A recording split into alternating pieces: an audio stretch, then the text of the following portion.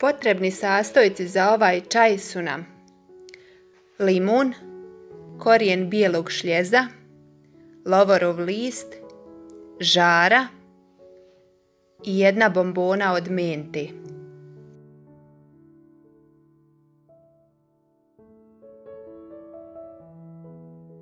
Nakon što nam je voda prokuhala, sitno isitnimo lovorov list i ubacimo u prokuhalu vodu.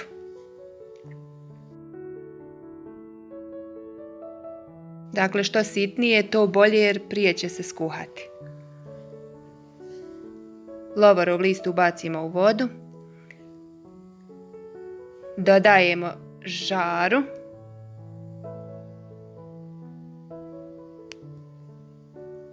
Dodajemo 1 kašiku šljeza, korijena bijelog šljeza.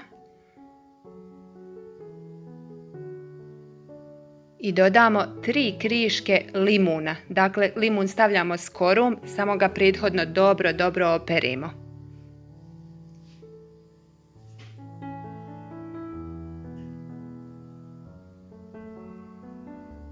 I 1 bombonu od mente.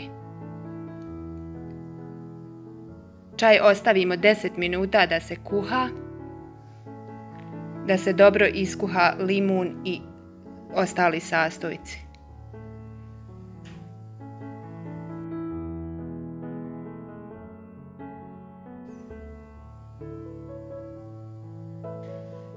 Nakon što se skuhao čaj, procijedimo ga.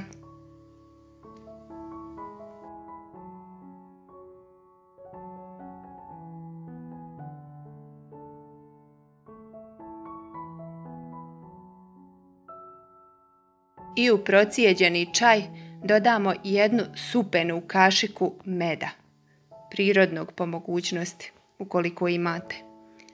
Dobro ga promiješamo, malo ostavimo samo da se hladne i možete odmah da ga konzumirate.